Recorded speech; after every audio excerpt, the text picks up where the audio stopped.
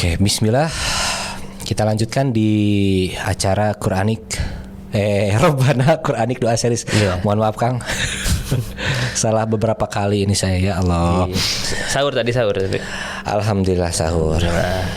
Luar biasa memang. Kadang entah memang mitos atau memang kejadiannya kayak gitu ya Kang ya. Orang yang berpuasa kadang fokusnya suka gampang hilang. Bener Masa sih? Gak, aku nanya Kang, bener nggak sih? Gitu. Ya malah ulama terdahulu itu memanfaatkan momen puasa itu untuk meningkatkan produktivitas. Nah, berarti itu akal-akalan saya Kang. Iya kan, harusnya meningkat produktivitas saat berpuasa. Betul, karena banyak sekali hambatan-hambatan yang bisa menghilangkan fokus. Kayak kita habis nih nyari makan dulu, itu kan membiaskan fokus. Ini mah lanjut ya Kang ya. Lanjut. Tapi kalau sekarang Kang, sekarang jangan lupa ya kita wartakjil. Nah, di daerah rumah Abah ada wartakjil? Sebenarnya tempat-tempat yang dijadikan sebagai tempat buat berjualan takjil tuh banyak Kang, yang bisa membuat macet panjang Kang. Itu kan orang-orang jalan dan kadang suka ada mobil dan mobilnya ini mobil besar. Mobil besar itu cuma bisa satu arah. Pasalingsingan Kang kalau kata bahasa kita mah. Jadi akhirnya macet. Macet. Ya. Coba teman-teman di kolom komen ya, rekomendasi wartakjil. Wartakjil tapi yang enggak macet. Tapi yang nggak macet Kang. Bukannya nggak mau, tapi gimana ya? Kita niatnya cuma mencari makanan yang 10 menit juga beres sebenarnya gitu kan. Ini malah jadi setengah jam bahkan sampai 1 jam. Iya. Yang mana sempat kita bahas di episode 1, 2, 3 gitu ya. Saya lupa lagi. Yang mana kita gunakan waktu kita saat kita menjelang buka puasa untuk berdoa. Tapi malah dipakai buat wartakjil. Makanya dagang takjil biar nggak war. Biar mereka pada datang ya kan. Datang dan kita masih sibuk dan kita nggak macet. Orang lain macet, kita nungguin orang datang. Oke ya. Salam. Cukup aneh ya. Nah, ini menarik nih Kang. Kita bahas masalah takjil nih. Ini menarik. Ada yang waktu saya kuliah itu lucunya gini. Mana puasa tuh gitu. Puasa orang mah henteu euy, tapi orang dengan takjil yuk gitu. Kan aneh gitu kan. Dia enggak puasa tapi dia mencari takjil. Jadi seakan-akan mana itu Islam tuh sih gitu. Kadang-kadang berarti Islam tuh sih. Kamu itu enggak puasa kenapa? Enggak apa-apa, pokoknya mah saya lapar weh gitu. Jadi seakan-akan loh kan memang puasa mendidik kita untuk merasakan gimana rasanya lapar gitu kan. Sama kayak gini ya. Mabok? Yes. Pacaran? Yes. Makan babi? No. Jadi seakan-akan ada yang salah, ini ada yang salah gitu kan. Itu kenapa ya kira-kira? Nggak tahu Kang ya. Apa mungkin keimanannya yang kita bahas kemarin itu mungkin kan? Mungkin ya bisa jadi ya. Tapi secara real itu nggak maksud saya teh kenapa hanya babi yang no gitu. Mungkin pacaran karena mereka pelakunya Kang. Mungkin pacaran ada enaknya buat mereka. Mungkin minum alkohol ada enaknya buat mereka. Tapi babi masa ukur babi meureun haram meureun. Yang haram itu hanya babi tahu itu. Meninggalkan sholat yes gitu Kang ya. Iya. Meninggalkan sholat yes, meninggalkan puasa yes, babi no lagi. Aduh, ini luar biasa. Nah, ini mungkin tapi kadang Kang yang bilang kayak gitu tuh Islam ya. Ya itu makanya tugas kita teh ya, PR kita lah ya, mengingatkan dan bisa saja dari orang-orang terdekat kita juga ya. Apa ada istilahnya itu teh? Dulu mah Islam KTP katanya tuh. Mungkin kayaknya masih kalau sama sekarang mungkin Islam SIM atau NPWP mungkin ya. Agak naik. NPWP. Kan nggak semuanya punya NPWP Kak. Islam kakak itu. Islam kakak. Iya. Kalau KTP kayaknya takutnya hilang atau mungkin gimana gitu. Islam kakak. Oke. Jadi bingung ini kan. Oke. Masalah Islam KTP ini Kang ya. Tadi masalah ibadah mereka tidak mau melakukan mungkin hal-hal yang menurut mereka haram yang mereka haramkan, tapi terkadang yang pandangan mereka haram terus mereka lakukan, mereka tuh tahu sebenarnya yang haram tapi mereka lakukan. Ini kan menjadi masalah. Sebenarnya yang salah ini Islamnya atau memang pemahaman mereka terhadap Islam, itu kan jadi masalah Kang. Iya. Makanya ada ulama yang bilang kalau mau melihat kualitas sebuah agama jangan lihat dari penganutnya, tapi lihatlah dari agamanya. Jangan lihat dari muslimnya, tapi lihatlah Islamnya. Ini penting nih di highlight. Kenapa? Karena banyak orang yang mau belajar Islam atau mau hijrah gitu, tapi ngelihat muslimnya kok begitu, akhirnya jadi males, akhirnya jadi balik kanan. Karena muslimnya jaga gitu ya salah. Belajar Islam itu jangan dari muslim, tapi dari Islamnya, dari agama yang murninya seperti apa. Tapi kan Kang, mungkin sekarang itu orang-orang akan melihat representasi mungkin ya. Representasi Islam, oh berarti orang muslim. Mungkin orang-orang mikirnya kayak gitu. Maka saya ngelihat aja orang muslim baik. Oh ternyata nggak baik. Ternyata mungkin bisa jadi yang dia lihat muslim yang salah mungkin gitu ya. Iya, jadi generasi terbaik yang perlu jadi patut contoh kan ya salafus soleh dulu, gitu kan, para sahabat, tabiin dan tabiut tabiin itu 3 generasi yang direkomendasikan Nabi SAW untuk kita pelajari sebagai generasi terbaik gitu. Jadi contoh-contoh. Betul. Semoga kita termasuk orang-orang yang ikut kepada ajaran-ajaran Nabi yang masih benar ya Kang. Ya, dan utuh tadi yang tidak setengah-setengah kali ya. Oke.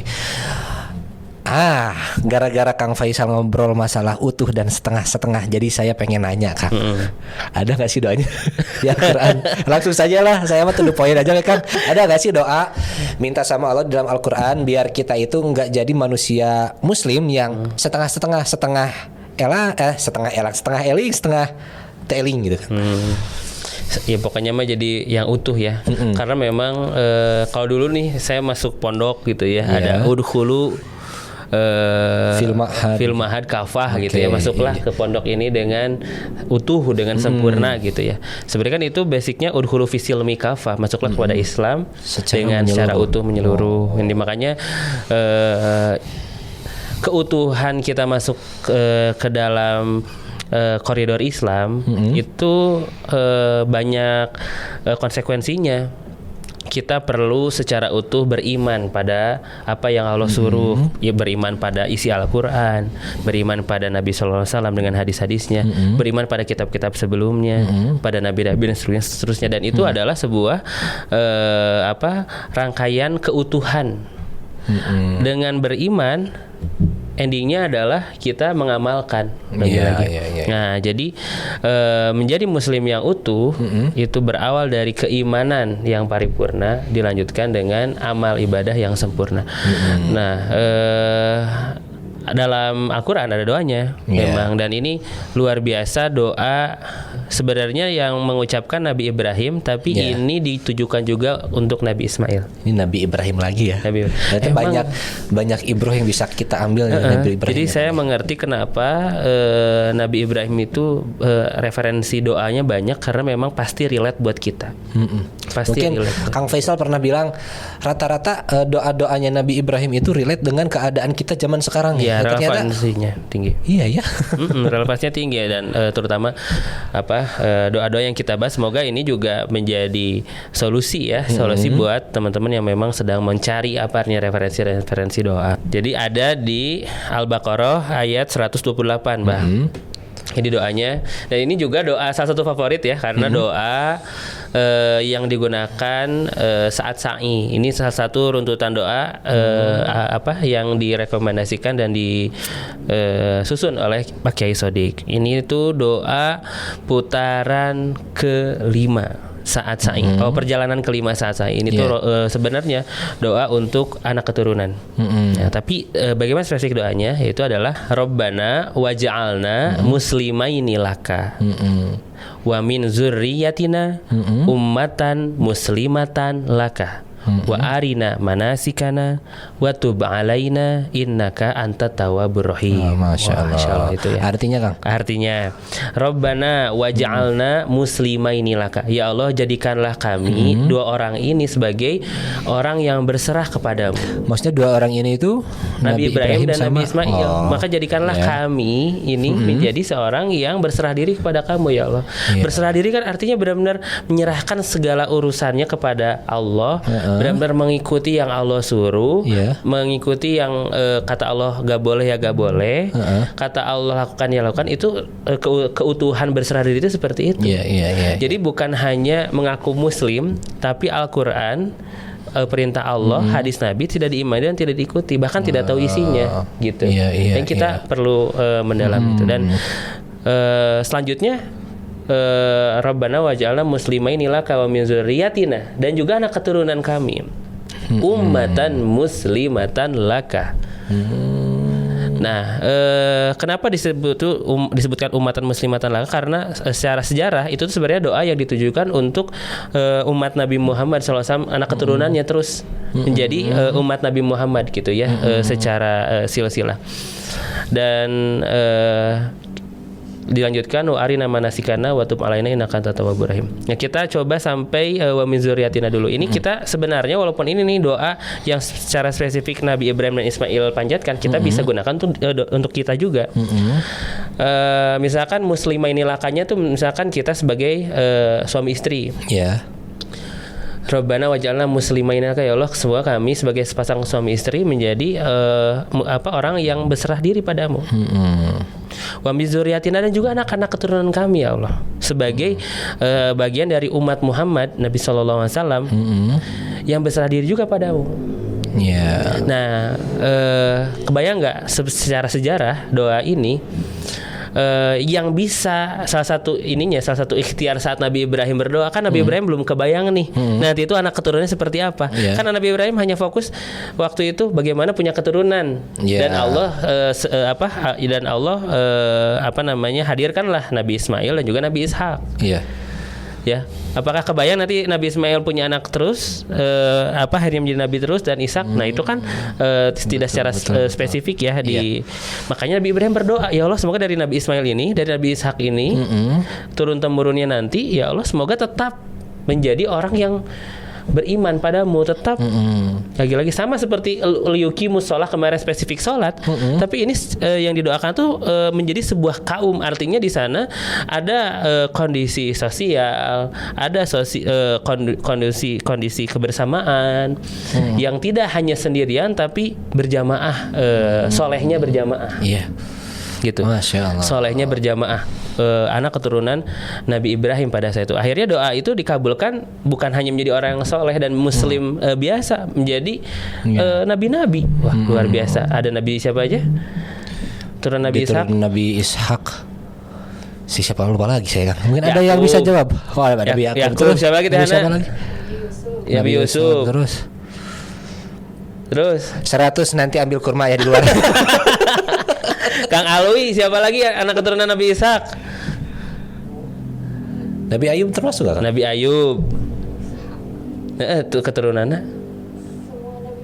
Semua nabi-nabi rata-rata ke bawahnya dari Nabi Ibrahim ya. Kayaknya Nabi Ishak jeung Ismail kan segenerasi. Semua nabi kecuali Nabi Muhammad. Ya, kayak jawaban paling benar ini ya. Tehana. Licik. Gimana Bib?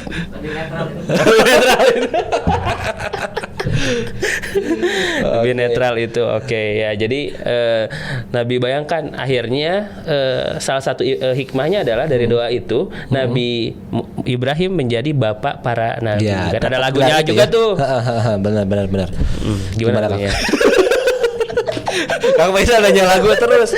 Saya kan nggak tahu kan lagunya, Kang. Iya, bukannya mah belajar dari Ibrahim, katanya belajar takwa kepada Allah gitu. Adalah jadul. Iya. Jangan-jangan saya beda masa sama itu. Ya gitu. Pokoknya itu luar biasa, dari doa itu akhirnya salah satu hikmahnya adalah Allah menitipkan banyak sekali keturunan nabi dari Nabi Ibrahim. Ummatan muslimatan laka. Nah, lanjutin lagi. Wa arina manasikana. Nah, ini. Ya Allah, dan tunjukkanlah manasik-manasikmu. Manasik tuh dari nusuk. Nusuk tuh agak berdarah ya, nusuk. Beda, Kang. Beda. Ini bahasa Arab beda. Apa artinya, Kang? Nusuk kan ibadah, ya kan. Manasik itu cara-cara beribadah, langkah-langkah beribadah. Dan memang secara spesifik sebenarnya langkah-langkah ibadah dalam haji dan umroh. Dan secara dalam sejarah doa ini diijabah oleh Allah Subhanahu wa taala dengan mendatangkan malaikat Jibril. Ngasih Malaikat ke- Jibril tuh menuntun di mana saja tempat-tempat untuk melaksanakan ibadah haji.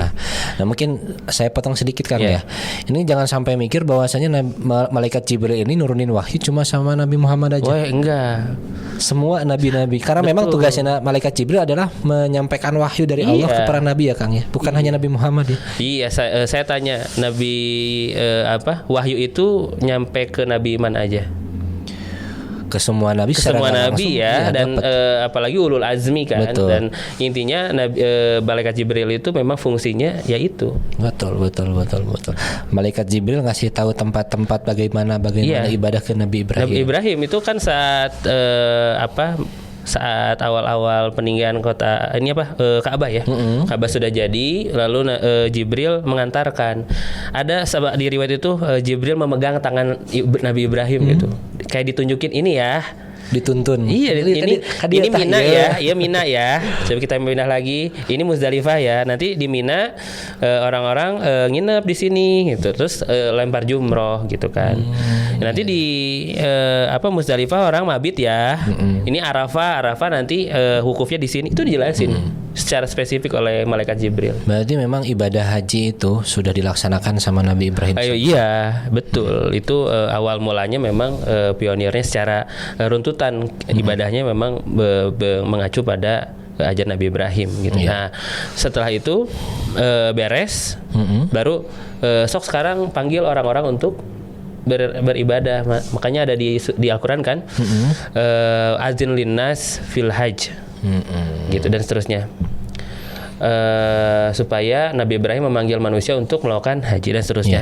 Intinya adalah wa arina manasikana itu secara sejarah itu. Tapi hikmah yang kita bisa ambil adalah ya Allah, tunjukkanlah setelah kami menjadi orang yang beriman berserah diri padamu, tunjukkanlah bagaimana cara beribadah dengan benar. Ini penting. Maksudnya apa gini? Kita sholat mungkin sholat aja lah yang gampang ya. Sholat tuh mungkin sejak kecil sholat ya. Iya. Diajarin di sekolah. Guru ngaji sekolah. Guru di mana ngaji tuh? sekolah dan seterusnya. Pertanyaannya, sholatnya udah benar belum? Saya nggak bisa jawab sih Kang. Karena yang taunya kan Allah ya. Iya. Atau mungkin kita bisa ikhtiar dengan mempelajari lebih dalam mungkin. Bisa jadi guru kita benar, ngajarin benar, kitanya yang salah. Nah, Itu betul, maksudnya. betul. Iya. Bisa jadi kita yang lupa, tapi lupanya kita rawat. Kita tidak mencari tahu lagi, ya kan? Mungkin ragu-ragu. Ternyata dia milih yang salah gitu. Dan seterusnya, Dan tapi keterusan. itu keterusan. Nah, artinya adalah dalam dewasa ini saja kita tuh tetap perlu mencari ilmu untuk sholat. Dan semoga Allah tunjukkan tadi wa arina, ya Allah tunjukkanlah kepada kami manasikan. Itu tuh tata cara sholat, kita bisa ambil hikmahnya ya. Tata cara saum, tata cara zakat, tata cara sodako, wah itu ibadah segala macam itu masuk ke manasikana itu ibadah-ibadah. Betul. Makanya doa itu luar biasa karena bukan hanya meminta kepada Allah supaya kita termasuk orang yang berserah diri dan orang anak keturunan kita dan semoga ditunjukkan cara yang benarnya gimana ya Allah sholat tuh. Makanya Betul. kita punya PR loh. Emang bukan mengkoreksi ya, mencari tahu terus, mengevaluasi terus sholat-sholat kita itu seperti apa, betul, ya kan? Benar enggak? Kan banyak tuh sifat sholat Nabi atau cara sholat, ya kita evaluasi. Apalagi kalau sudah menikah, Anda yang sudah menikah, ya cek ya sholat istri Anda. Betul. Kan orang cowok ya harus. suaminya kan yang punya tanggung jawab gitu. Betul. Jadi ya silahkan untuk dimaksimalkan. Doa itu pengambil hikmahnya demikian. Oke. Tadi sempat disebut sama Kang Faisal mungkin Kang masalah zakat gitu ya. Dan ini sebentar lagi kita akan melaksanakan ibadah zakat fitrah dan terkadang orang-orang suka salah kaprah melaksanakan ibadah fitrahnya mungkin ya. Salah satunya mungkin di lingkungan saya dulu.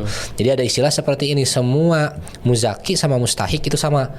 Muzaki dan mustahik sama. Maksudnya gini, dia yang muzaki, ya mustahik juga. Gitu. Dia kan mampu gara-gara si yang pengelola zakatnya ini nggak mau ambil ribet, jadi si muzaki dapat lagi rata gitu semuanya. Ya.